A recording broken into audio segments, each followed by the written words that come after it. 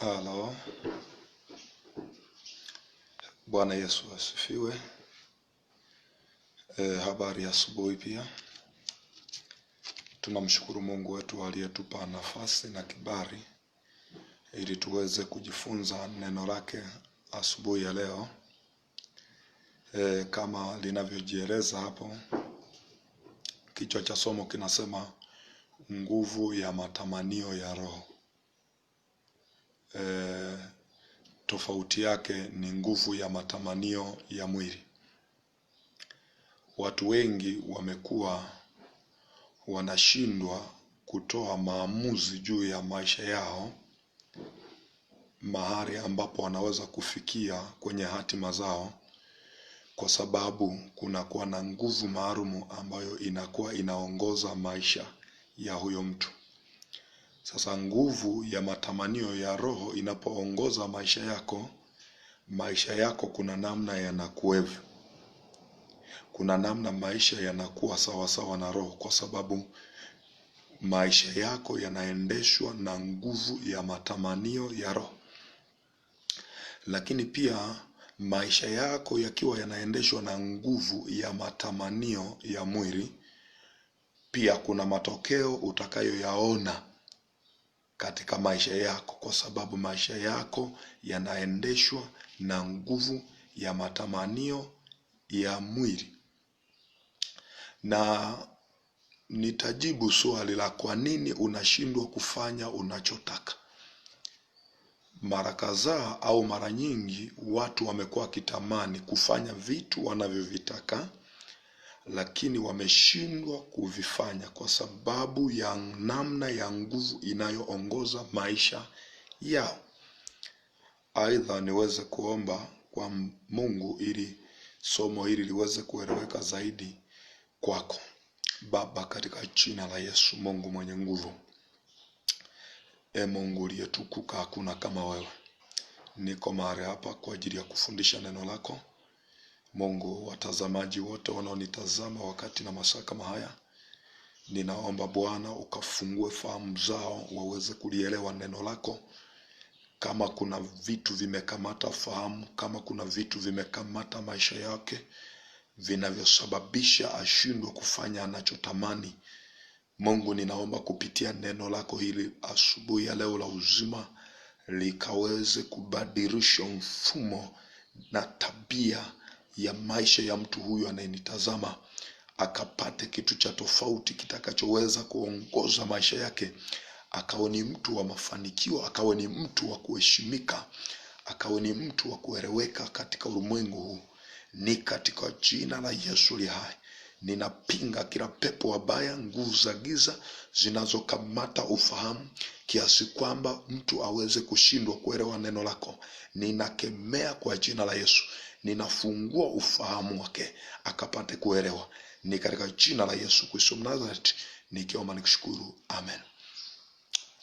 Asante sana watumishi wa Mungu ambao sasa mnaungana na mimi asubuhi ya leo kuweza kujifunza neno sawa na jinsi ambavyo kichwa cha somo kinajieleza hapo juu, kwamba nguvu ya matamanio ya roho na tofauti yake ni nguvu ya matamanio ya mwili. Na somo letu litakuwa kwenye kitabu cha Wagalatia mstari wa 17 hadi mstari wa 25. Ninapokwenda kufundisha, nitapenda ujue vitu vifuatavyo. Nini maana ya neno roho?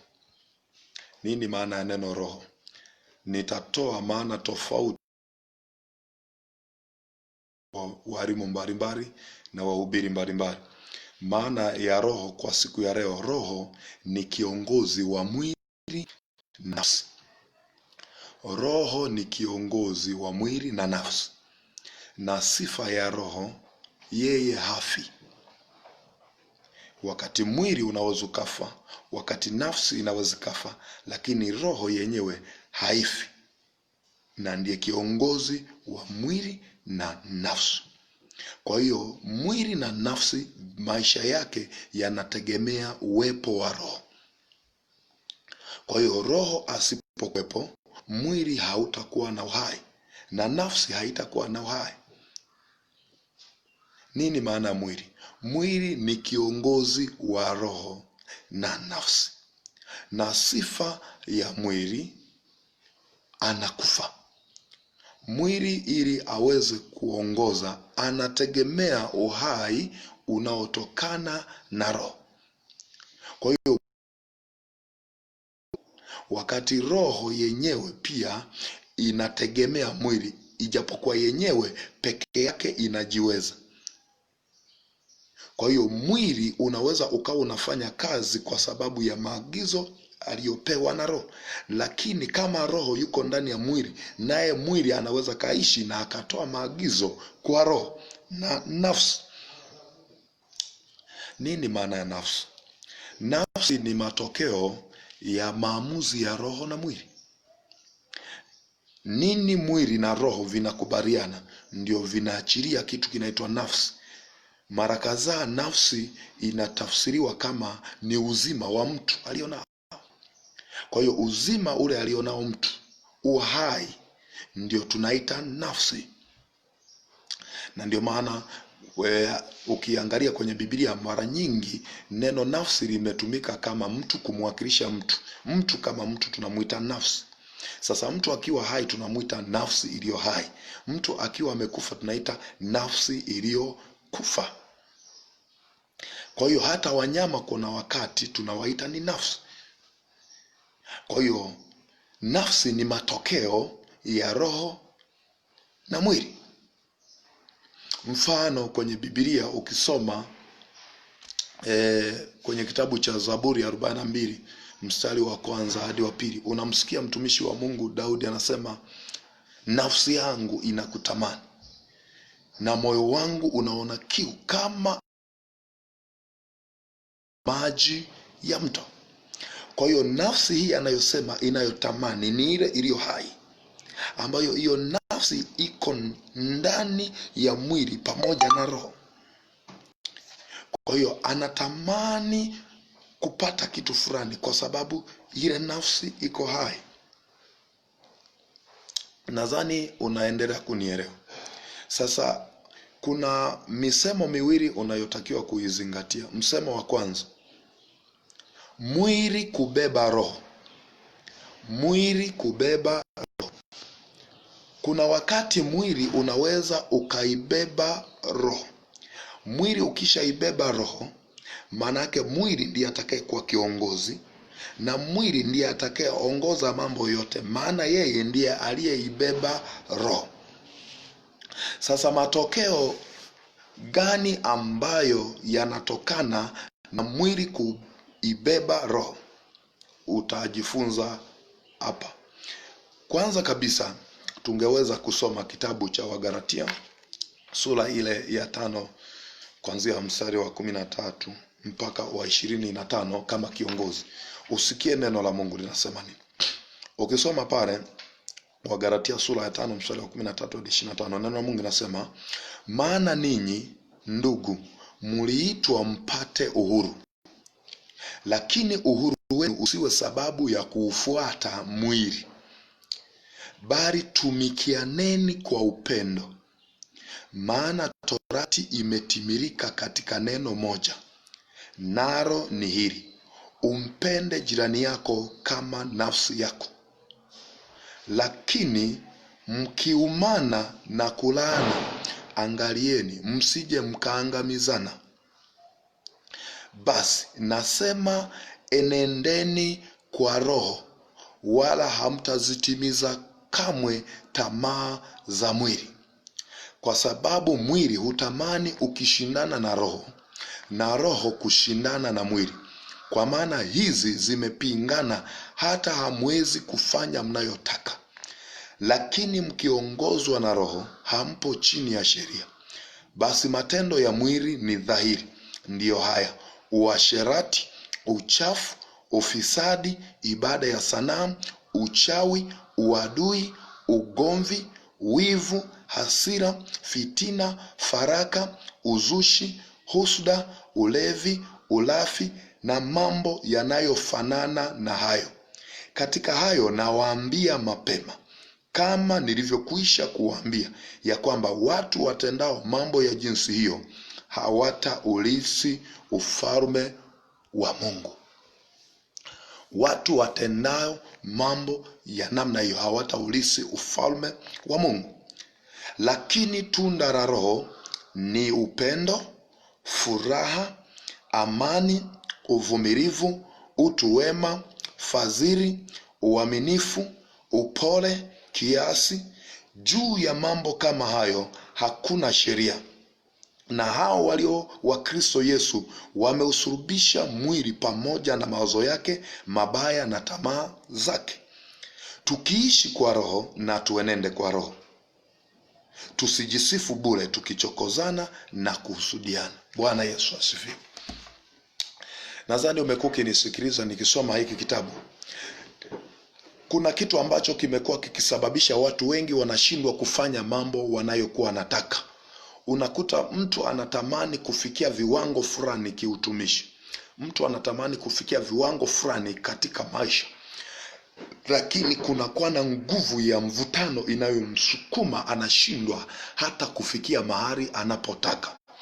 Na hii ni kutokana na nguvu ya matamanio ya roho au nguvu ya matamanio ya mwili. Sasa mwili unapoibeba roho, manake mwili ndio unaokuwa kiongozi, unaongoza maisha yako. Na tunaitaga kwa Kiingereza desires of the flesh. When desires of the flesh lead your life, what will happen? Pale matamanio yako ya mwili yanapouongoza mwili wako pamoja na roho yako, nini kitakachotokea? Watu wengi wamekuwa wanateseka, wanashindwa kufanya wanayotaka kwa sababu ya mambo yafuatayo. Hapa tuende kwenye kipengele ambapo mwili unakuwa umebeba roho. Mwili ukibeba roho, mwili ukaamua kuongoza roho yako, mwili ukaamua kuongoza maisha yako, mambo yafuatayo ndiyo yatakayoonekana kwa mtu aliye mbele yako, kwa mtu unayemfahamu, kwa jirani yako. Itakuwa ni rahisi kumtambua kwa mambo yafuatayo. Kama huyu mtu unajueje anaongozwa na mwili, unajueje anaongozwa na roho? Sasa tunaangalia huyu ambaye mwili wake ndio uliyebeba roho. Maana yake hapa mwili ndio unayeongoza roho yake. Mambo yafuatayo anayafanya. Moja ni mtu anayeabudu ibada ya sanamu. Huyu mtu utamuona anapenda kuabudu sanamu, anapenda kuabudu picha za vitu, anapenda kuabudu makaburini, hata kumwabudu Mungu ye mwenyewe aliye hai. Huyu mtu anapenda uasherati kuliko hata kumpenda Mungu. Huyu mtu ni mchafu katika roho, matendo maovu yote, corrupt, rushwa zimejaa kwake. Anafanya mambo maovu. Huyu mtu anaongozwa na mwili, sio yeye. Na huyu mtu kufanikiwa hawezekani. Hawezi kufanikiwa. Uchawi, huyu mtu ni mchawi. Amekuwa ni mchawi wa maneno, amekuwa ni mchawi wa fikra, amekuwa ni mchawi wa maendeleo. Anaroga kila kitu. Akiona mnataka kufanya jambo la mafanikio, anafanya kila kitu ili mradi tu msiweze kufikia mnapotaka kufikia. Huyu mtu ujue anaongozwa na mwili, manake roho haina mamlaka juu ya maisha yake. Uadui, ni mtu anayependa kutengeneza uadui kila mara. Ni mtu ambaye ana maadui kila kona. Ni mtu anayesababisha maadui. Yaani hata maeneo ambayo hayahitaji kuwa na adui, yeye anatengeneza uadui. Uadui, marafiki anaharibu. Akikuta kuna watu wanaishi vizuri, anawatengenezea wajikute tu ni maadui. Hiyo roho inafanya kazi ndani yake, kwa sababu si roho, maana mwili ndio ambao unaongoza roho. Kwa hiyo nafsi inachokitamani ndicho inachofanya, kwa sababu nafsi ni matokeo ya maamuzi ya mwili na roho. Kwa hiyo mtu anakuwa na tamani dhambi kwa sababu mwili ndio kiongozi. Kwa hiyo kama roho inaongoza maisha yako, nafsi yako itatamani mambo ya rohoni. Kama maisha yako yanaongozwa na mwili, nafsi yako itatamani mambo ya mwilini. Ugomvi haujawahi kuisha. Ugomvi kila eneo. Ugomvi kwenye mahusiano, ugomvi kwenye familia, ugomvi kwenye ndoa, ugomvi kwenye eneo lako la biashara, ugomvi kanisani. Kila mahali wewe ni mtu ambaye ni mgomvi. Yaani kila eneo ukishafika lazima kutokea ugomvi. Nini shida? Unaongozwa na mwili. Wivu, mtu unajaa wivu. Usione jirani amejenga, Usione mtu fulani faulu, usione mtu fulani kamiliki gari, usione mtu fulani anafanikiwa kihuduma, usione mtu fulani anahubiri Mungu anaonekana. Unakuwa ni mtu mwenye wivu, umekugandamiza. Yani una wivu kiasi kwamba unatamani hata asingehubiri. Una wivu unatamani hata kiasi gani? Yani kwamba hata angekufa tu, kwa sababu wewe hujasikika, wewe bado haujaokoka mpaka hapo, wewe bado unaongozwa na mwili. Ni ufalme wa giza. Watu waliookoka hawana wivu. Watu waliookoka wanatamani mafanikio ya watu wengine. Bwana Yesu asifiwe. Hasira, unakuwa na hasira inapindukia. Jambo ulifanya jana, lakini unawekeza hasira mwaka mzima, hata miaka mitatu, bado umechukia. Husalimii watu, una hasira nao, hawatakupeleka mbinguni. Hii ni dalili tu tosha kwamba wewe unaongozwa na mwili, hauongozwi na roho. Wanaoongozwa na roho wako kama mtoto mchanga. Unaweza ukamchapa leo, yani ukisha mchapa dakika hizo akilia, baadaye amesahau. Anajua wewe ni baba, anajua wewe ni kaka, anajua wewe ndiye ndugu yake ambaye unastahili kumuongoza. Lakini kwa kuwa unaongozwa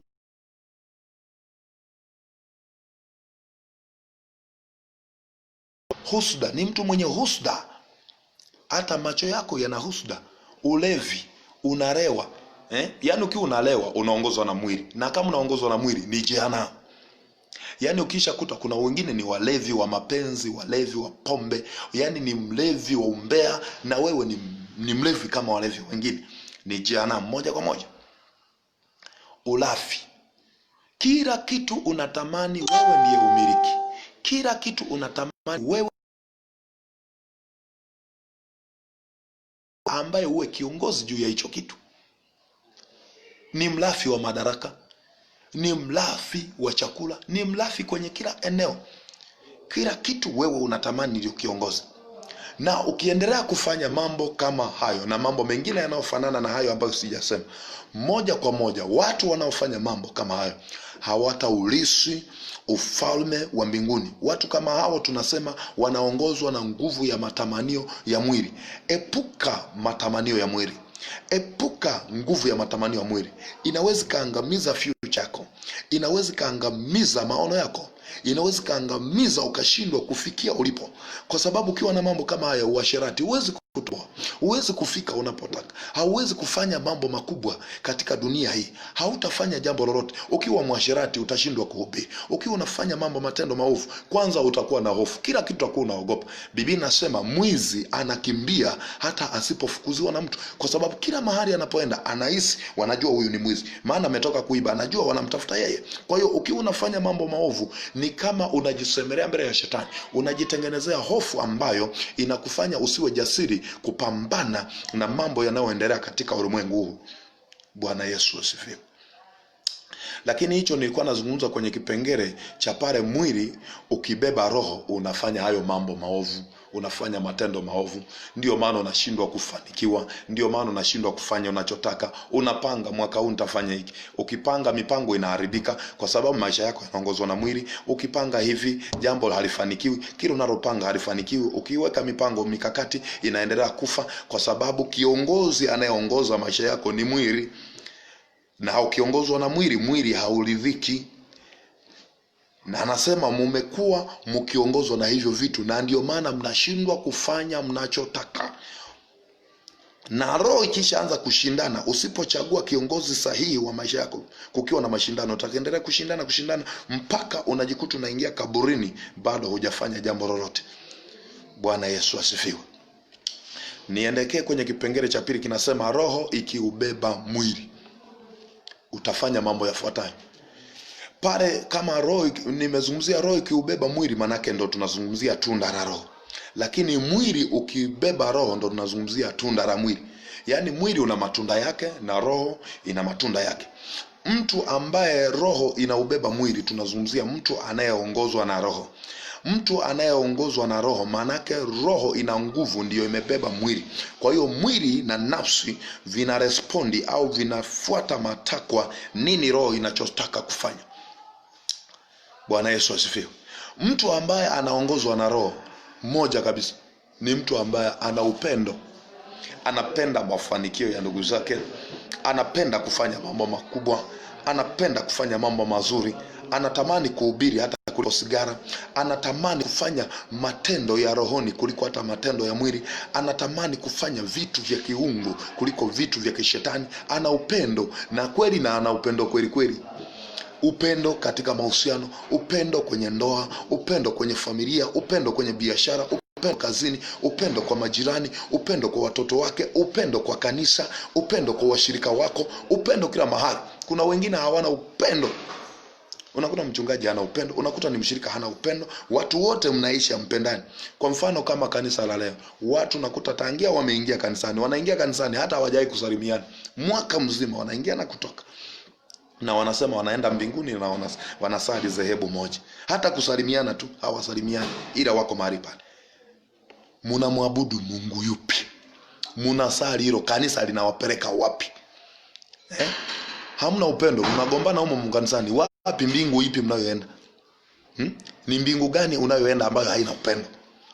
Kama Yesu Kristo aliupenda ulimwengu, yeye mwenyewe akatoa nafsi na maisha yake, akatoa utu wake, the dignity, akaamua kufa kwa ajili ya ulimwengu kwa sababu ya upendo. Mtu mwenye upendo yuko tayari kufa kwa ajili ya Kristo, anapenda kwa sababu anampenda Kristo. Mtu mwenye upendo yuko tayari kufa kuitetea familia yake na kanisa. Ndivyo upendo unavyosemeka, sio upendo wa unafiki. Bwana Yesu asifiwe. Furaha, mtu aliye na roho, ambaye roho inaongoza mwili, maisha yake, ana furaha siku zote. Kuna tofauti kati ya kucheka na furaha. Furaha anasema furahini siku zote, tena anasema furahini, upole wenu ujulikane. Yani unajua sisi tuliookoka tunajulikana kwa sababu siku zote tuna furaha. Tujapopita kwenye mambo mazito, majanga, lakini bado tunaendelea kufurahi kwa sababu tunaye Yesu anayetupa furaha. Sisi hatubadiliki, maana ukisoma hata Zaburi 46 anasema Mungu kwetu ni kimbilio, tena msaada utakaoonekana wakati wa mateso. Anasema nchi ijapobadilika na kutetemeka, sisi hatutabadilika, maana tunaye Mungu aliye hai. Bwana Yesu asifiwe. Haleluya, haleluya. Watu wa Mungu, punga mkono pale uliposema amina. Lakini jambo lingine ni amani. Watu tuliookoka, tunaoongozwa na Roho, tuna amani. Umenielewa? Na ndio maana Biblia inasema tafuteni kwa bidii kuwa na amani na watu wote, pasipo huo utakatifu mtu hawezi kumuona Mungu. Kama hauna amani na rafiki yako, hata sadaka unatoa inaenda bure. Kama hauna amani na ndugu yako, hata fedha unayotoa kujenga kanisa unatoa bure. Ndio maana ukisoma hata kwenye Mathayo sura ya 6 anazungumzia kwamba anasema kabla hujatoa sadaka yako, angalia kama kuna mtu mmegombana, kapatane naye kwanza ndipo uende ukatoe. Nini Mungu alikuwa anamaanisha? Anamaanisha kwa sababu unapotoa unaonyesha unampenda Mungu, lakini una ugomvi na ndugu yako. Unampendaje Mungu kama unamchukia huyo mtu ambaye ameumbwa na Mungu? Yaani unachukia kilichoumbwa na Mungu afu unasema unampenda Mungu. Ni kitu ambacho hakina uhusiano. Umenielewa Kwa hiyo ukipenda boga, penda na ua lake. Amen. Ukipenda boga, penda na ua lake. Amen. Yes. Lakini pia uvumilivu. Watu wanaoongozwa na Roho ni wavumilivu, hata kama mambo ni magumu kiasi gani. Ni watu ambao wanaendelea kuvumilia kwa imani na saburi, wakimngoja Bwana afanye. Na ndio maana ukisoma hata Isaya 40 anasema hivi, wamngojeao Bwana watapata nguvu mpya. Katika kusubiri na kuvumilia ndipo nguvu mpya inapozaliwa. Watu wengi wanaovumilia ndio wanaofanikiwa kwenye safari ulioamua. Kama umeamua ni biashara, kama umeamua kuhubiri, vikwazo utakutana navyo, changamoto utakutana nazo za kukujeruhi. Usiache kufanya hiyo kazi unayofanya, ila endelea kuvumilia, kwa sababu utapata nguvu mpya, utapata mafanikio mapya, utapata kuinuriwa tena kwa jina la Yesu. Amen. Utu wema, goodness. Unajua ukisha kuwa unaongozwa na Roho utakuwa na utu wema, utajali wenzio.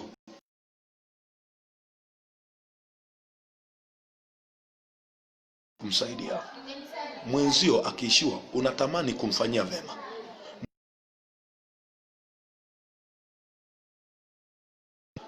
Yaani chochote ambacho unatamani, unahisi hata yule rafiki yako ambaye hana, na yeye angekuwa nacho. Huyo ndiye Mungu tunayemzungumza sisi hapa. Kwa hiyo kama wewe hauna utu wema, hauthamini ndugu zako,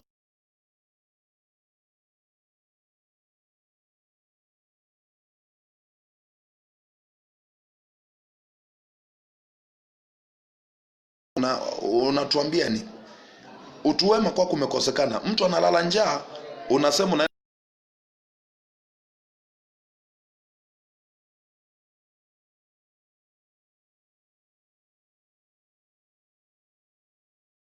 mtu hana nguo, mpelekee nguo.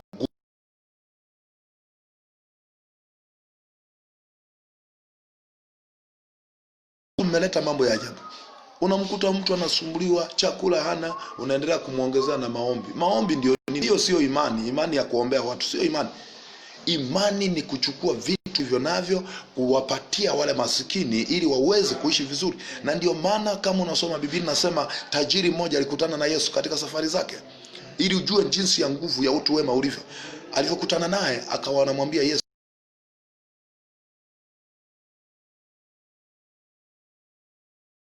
jambo jema sana. Akamuuliza, je, umezishika zile amri? Yule bwana akasema, hizo nimezishika tangia utoto wangu. Anazijua amri zote. Akaambiwa taja, akataja. Hata amri ya kwanza, mpende Mungu wako kwa akili zako zote, kwa mawazo yako yote, kwa fikira zako zote, kwa mali zako zote. Hizo zote anajua. Yaani anajua kabisa inaandikwa mpende kwa mali zako zote, ila hajawahi kutendea kazi. Mpende jirani yako.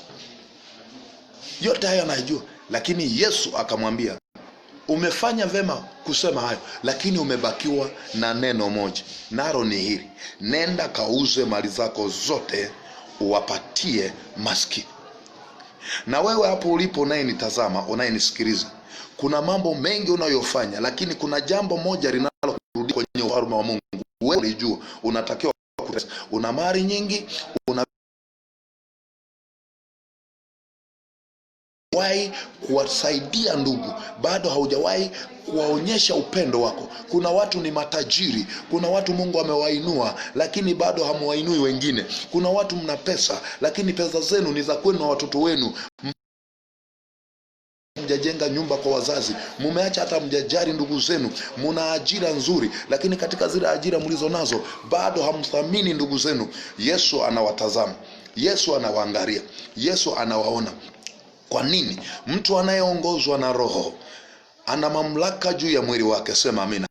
Watu wanaongozwa na nguvu za Mungu wana mamlaka juu ya kila wanachokifanya. Mungu akiwa katikati yako, unayo mamlaka ya kuamuru mali yako ikafanye mambo makubwa kwa jamii yako. Elimu ulioipata hakuipata kwa ajili ya faida yako, uliipata kwa ajili ya Tanzania, uliipata kwa ajili ya Afrika Mashariki. Neema ulioipata ya kiutumishi uliipata ili utumikie taifa, ili Mungu aweze kujidhihirisha kupitia wewe. Wewe ni shujaa, wewe umeinuliwa na Mungu, wewe ni mtu wa maana.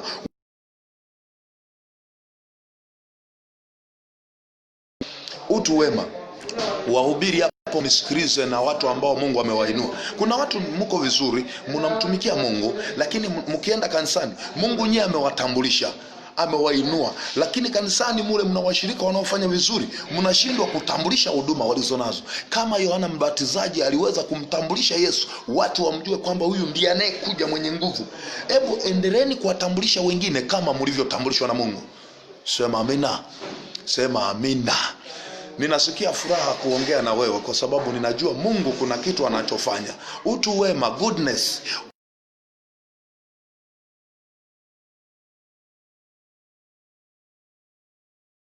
Tufanya sisi tumeokoka. Kanisa la leo limepotea. Unakuta watu wana fedha, yani kanisa la leo eti ni kanisa la matajiri na maskini.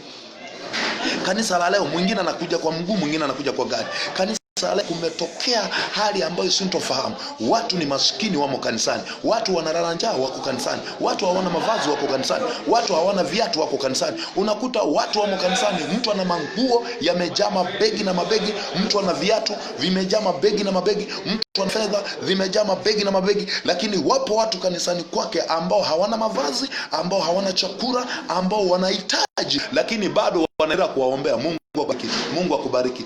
Mungu akubariki. Mungu akubariki kitu gani? Mungu anabariki kazi ya mikono yako. Sema amena. Bwana Yesu asifiwe. Fadhili. Bwana Yesu asifiwe. Kuna kitu kingine, mtu anayeongozwa na Roho ni mtu mwenye fadhili. Kuwafadhili watu wengine, kuwatia nguvu watu wengine. Unajua kufadhili ni kitu kizuri sana. Umeona kuna watu kutoka, mimi nimeshangaa Tanzania hii unakuta ni kufadhiliwa na wazungu tu ndio wanaotufadhili. Yaani ndo wanafadhili kila kitu, wanafadhili wazungu. Sisi hata tukihubiri injili hapa, unakuta mtu anatamani kuhubiri injili, lakini kinachokwamisha unakuta fedha limekuwa ni changamoto, kwamba nifanye mkutano mkubwa inakuwa changamoto. Majitu unakuta humu mna hela, unakuta watu mna mali na mabilioni ya fedha, lakini kwa kuwa mimi sijajaliwa kuwa na hela, ila nimejaliwa neema ya Mungu kuhubiri injili. Lakini hata nikikwambia tuma hela tukahubiri injili Dar es Salaam, tukahubiri injili Mbeya vijijini, tukahubiri injili huko Bagamoyo. Kwa mfano mwezi wa 12 tunaenda kuwasha moto Bagamoyo. Leteni hela tukahubiri. Mtu anabana, anaenda kununua kuku, anakula na chipsi, hayuko tayari kwa kumbuka. Mungu hawezi kukumbuka. Mungu atakukumbuka kwa namna gani? Wewe kila tunafanya unahisi kama tunatumia fedha. Kila tunachofanya tunatumia fedha. Wapendwa, hata nikiwa hapa nikiwa nazungumza na wewe, naamini mnaniunga mkono. Mnafikiri sijaweka vocha ya kuwa kwenye mtandao ili kuongea na wewe? Vocha hiyo nafikiri kila siku nitakuwa nayo. Kuna wakati nitatamani kuongea na nyie, lakini vocha inakuwa imeisha. Sasa ninyi ambao ni watu mliookoka, lazima Mungu afungue macho ya rohoni, atie nuru, muwe na uwezo wa kuona, muwe na uwezo wa kuzitambua huduma, mfadhili huduma Tanzania wa Tanzania, ili julikane kwamba Mungu amebariki Tanzania, iaminike kwamba Watanzania wanaweza kuifadhili Tanzania kwenye injili, kwenye miradi ya serikali, kwenye miradi mbalimbali. Hatuhitaji mtu kutufadhili kutoka nje, wakati Mungu ametuinua. Tanzania yenye dhahabu, Tanzania yenye Tanzanite, Tanzania ya watu waliookoka, Tanzania ya watu walioinuliwa na Mungu. Sema amena. Kama kuna mahali na kuumiza, endelea kuwa mvumilivu, tunaendelea kujifunza. Uaminifu. Mtu anayeongozwa na Roho ni mwaminifu. Mwaminifu kanisani, mwaminifu kwenye mahusiano, mwaminifu kwenye ndoa yako, mwaminifu kwenye kila eneo unalopewa, mwaminifu kwenye swala la fedha. Kuna watu wengine ni waaminifu maeneo yote, lakini kwenye ndoa sio mwaminifu. Kuna watu wengine ni waaminifu maeneo yote, lakini kwenye fedha sio mwaminifu. Kuna mtu anasema eti fedha hazijaokoka. Nani kakuambia? Kama wewe umeokoka, mtu aliyeokoka kila anachoshika kimeokoka. Lazima uwe mwaminifu. Wewe ni mhasibu, umeaminiwa na jamii, umeaminiwa kufanya kazi eneo lolote kwenye kusimamia fedha. Uwe mwaminifu, usiibe hela. Hiyo hela itakurudisha kwenye ufalme wa Mungu. Mkumbuke Yuda, kupenda fedha vipande 30 ndivyo vilivyomsababisha kajinyonge na mpaka naenda jehanamu. Kwa nini waamua kujitenganisha na Mungu? Kwa nini unaamua kujitenganisha na Mungu? Kwa sababu ya kosa uaminifu kwenye mahusiano. Kwa nini unataka kujitenganisha na Mungu? Kwa sababu ya kosa uaminifu kwenye kila eneo, kwenye ndoa, kwenye na mahusiano, kwenye kila kona. Watu wamekuwa sio waaminifu leo hii. Vijana unatongoza wasichana, unafanya nao mapenzi, unamwacha msichana, watu naenda. Umeharibu wasichana wengi ambao ilitakiwa waolewe, umewaharibu wewe. Wamekuwa na maumivu mengi. Kila binti aliyepita mbele yako haukumwacha salama. Ni wewe mwenyewe. Ni wewe mwenyewe unajua uliyofanya hayo. Lakini kumbuka damu yao ina wakati tutakaposimama kwenye kiti cha haki kudaiwa, utadaiwa.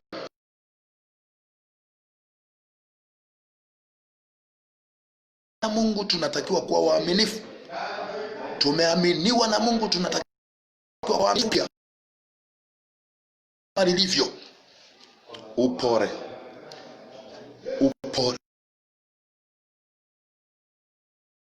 mtu, yani wewe unaendelea, naendelea, sio upore huo.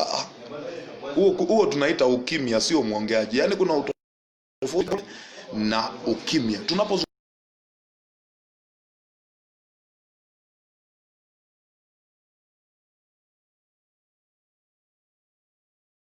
maamuzi magumu ya kusababisha maisha yake muda mwingine yakafikia mwisho, unatakiwa uwe na roho ya upole kwa ajili ya maisha yako.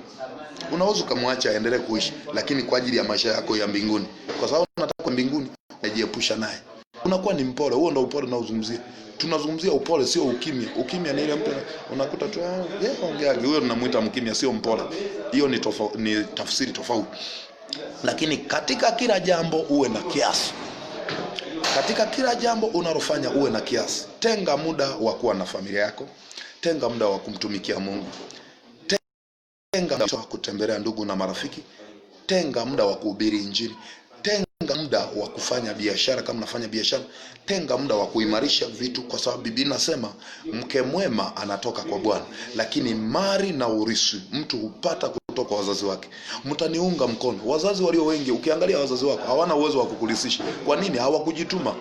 Wazazi wetu walio wengi hawana hata cha kutulishisha leo. Kuna familia zingine wanakula maisha mazuri, wana drive, yani tangia wakiwa watoto, yani wanaendesha magari, ni sehemu ya maisha yao. Wamekuwa na maisha mazuri. Kwa nini? Wazazi wao walikuwa wanatumia nafasi vizuri kuwekeza kwa ajili ya familia. Mzazi yeyote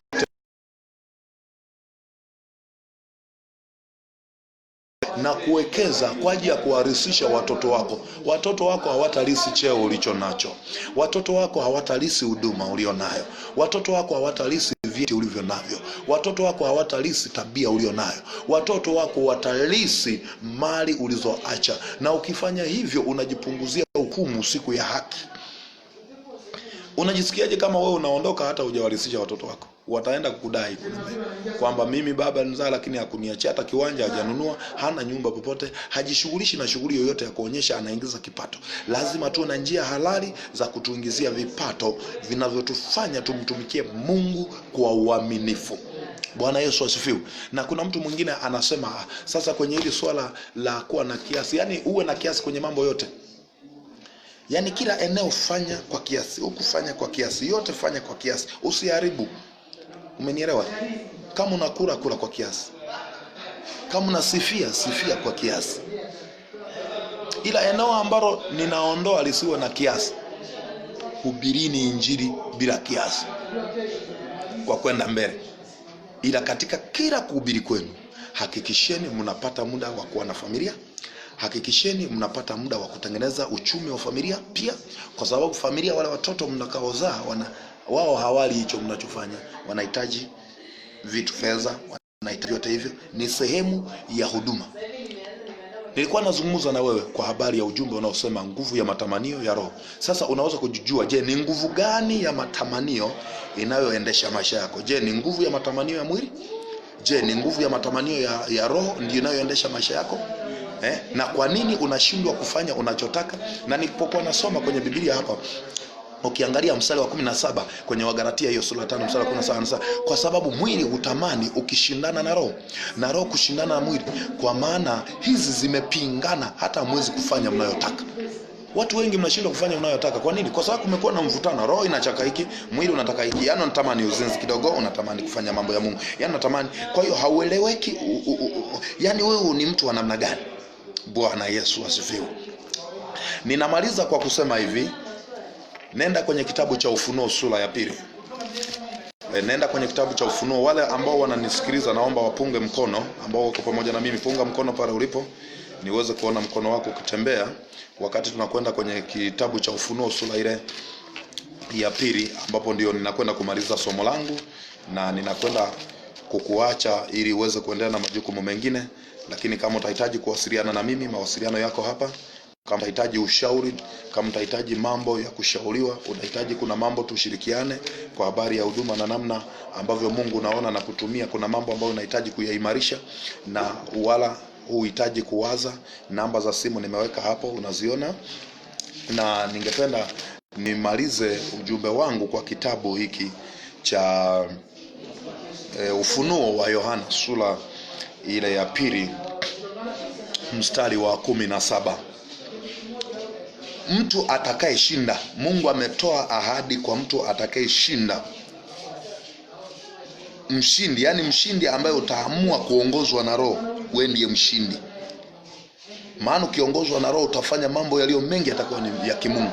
Sasa faida gani? Mungu ameahidi ahadi ya mtu atakayeshinda, atakayetunza utakatifu, atakayeongozwa na roho na mwili ukafuata. Ataugandamiza mwili, atausaminisha roho kwa juu. Mungu ameandaa ahadi, Mungu ameandaa mafanikio yako kwenye Ufunuo sura ile ya 2 mstari wa 17. Neno la Mungu linasema, yeye aliye na sikio na asikie neno hili ambalo Roho aiambia makanisa. Yeye ashindaye nitampa baadhi ya ile mana iliyofichwa, nami nitampa jiwe jeupe, na juu ya jiwe hilo limeandikwa jina jipya asilolijua mtu ila yeye anayelipokea. Mungu ameahidi kwamba atakayeshinda atampa sehemu ya mana iliyofichwa. Ile mana ambayo wana wa Israeli walilishwa jangwani haikufichwa, yani haikuisha yote. Mbinguni kuna store zote, kuna store ya mana, kuna store ya mvua, kuna store ya kila kitu. Kwa hiyo ile mana ambayo wana Israeli walipewa kipindi wakitoka Misri kwenda Kanani, kumbe bado haijaisha. Mungu ameiandaa na kuificha kwa ajili ya washindi watakaoyashinda maisha duniani hapa. Anasema atawapa baadhi ya ile mana. Mana ni tamu. Ufuta wangapi unaofahamu? Ufuta utamu wake uko nyuma, na mana iko chembe chembe ndogo kama ufuta hivi, lakini ukiziunganisha kwa pamoja ukila ni tamu. Imefichwa, haipo. Hamna mtu analima mana hapa sasa hivi. Yenyewe hiyo analimaga yeye mwenyewe. Mungu analima wapi? Anajua yeye. Ana bustani zake wapi? Anajua yeye. Ila yeye ameziandaa kwenye store ya mbinguni. Bwana Yesu asifiwe. Ninakutakia mema ya kushinda kwa jina la Yesu. Ninakutakia ukafanikiwe kwenye biashara. Ninakutakia ufanikiwe kwenye huduma yako. Kama mwinjilisti, mwalimu, kama wewe ni mchungaji, kila kona ulio wewe, umeajiriwa ni mwalimu, wewe umeajiriwa labda wewe ni mtume, wewe ni nabii, wewe ni mhubiri mkubwa, ninakutabiria tena mafanikio. Wewe ni mfanyabiashara mdogo mdogo, wewe yamkini uko nasikiliza hujaokoka, ninakukaribisha uweze kuokoka ili uweze kuongozwa na matamanio ya roho. Matamanio ya roho na mwili yakifanya kazi kwa wakati mmoja, ndio maana hauwezi kufanikiwa. Ili uweze kufanikiwa unatakiwa kuongozwa na mafanikio ya roho, desires of the flesh. Funika macho yako niweze kuomba na wewe pale ulipo. Kama wewe ni mgonjwa, kama una changamoto yote, kama kuna jambo unatamani Mungu akufanyie, kama una kiu, ungamana na mimi asubuhi ya leo. Kama kuna jambo unatamani Mungu akufanyie, kama kuna mahali Mungu unatamani akuinue, kama kuna mahali Mungu unataka kupeleke kihuduma, kama kuna mahali Mungu unataka kufanya mambo ya ajabu ambayo hajawahi kufanya, kama kuna mahali Mungu unatamani akutambulishe, kama kuna mahali Mungu anataka aweke sawa, kama umetenda dhambi unataka Mungu aongee na wewe akusaidie, umekuwa ni mtu wa kutenda dhambi kila mara, kama kuna mahali ambapo unataka kutengeneza na Mungu, funika macho yako wakati wa sasa, kwa sababu ninakwenda kuomba juu yako, kwa sababu nakwenda kuomba juu yako, kwa sababu nakwenda kukutabiria, kwa sababu nakwenda kukuombea, na utabiri huu ni wa neno la Mungu, na kwa jina la Yesu utafanikiwa. Na ninakwenda kuomba maombi yafuatayo ambayo yapo kwenye kitabu cha Zaburi 35. Ninakwenda kukuombea kwenye haya maombi yaliyoko mahali hapa. Ukiendelea kusema amina na ukiwa umefunika macho, mimi nitakusomea. Mungu mwenye nguvu anayefanya mambo makubwa. Haya maombi ndio ninakwenda kuomba na wewe. Maombi haya yako kwenye kitabu cha Zaburi sura ile ya 35. Uyasikilize haya maombi, utege sikio lako. Bwana aweze kukufungua, Bwana aweze kupanua hozu yako. Maombi haya yanasema: Bwana, utete nao wanaoteta nami, upigane nao wanaopigana nami, uishike ngao na kigao, usimame unisaidie, uutoe na mkuki, uwapinge wanaonifuatia. Uiambie nafsi yangu, mimi ni wokovu wako. Waaibishwe, wafedheheshwe wanaoitafuta nafsi yako, warudishwe nyuma, wafadhaishwe wanaokuzulia mabaya, wawe kama makapi mbele ya upepo. Malaika wa Bwana akiwaangusha chini, njia yao na iwe giza na utelezi. Malaika wa Bwana akiwafuatia, maana bila sababu wamekufichia wavu. Bila sababu wamekuchimbia shimo nafsi yako. Uharibifu na umpate kwa ghafla aliyekuchimbia mashimo, na wavu aliouficha umnase yeye mwenyewe. Kwa uharibifu waanguke ndani yake, na nafsi yako itamfurahia Bwana na kushangilia wokovu wake. Mifupa yako yote itasema, Bwana ni nani aliye kama wewe, umponyaye maskini na mtu aliye hodari kumshinda yeye, na maskini na muhitaji na mtu amtakaye. Mashahidi wa udhalimu wanasimama, wananiuliza mambo nisiyoyajua, wananilipia mabaya baada ya mema, hata nafsi yako ikaingia ukiwa. Baba, katika jina la Yesu, Mungu, mtu huyu ambaye nilikuwa naye asubuhi ya leo, anayenitazama na kunisikiliza nikiwa nafundisha neno lako la uzima, ninatabiri mema juu yake, natabiri mema juu ya ndoa yake, ninatabiri mema juu ya familia yake, ninatabiri mema juu ya biashara, ninatabiri mema juu ya huduma aliyonayo. Wengine wanasomesha, wanalipa ada za shule, wako mahali hapa wakiwa wakivutwa na vitu ambavyo vimewasababisha washindwe kufanikiwa. Mungu, kama mtumishi wako nikiwa mahali hapa asubuhi ya leo, nitatabiri juu yao kwamba Mungu katende jambo jipya. Ninawaombea sawa na neno lako la Yeremia 33 mstari wa 3. Umesema nite nami nitakuitikia, nitakuonyesha mambo makubwa na magumu usiyoyajua, asema Bwana wa majeshi. Tena umesema kwenye Yeremia 32 mstari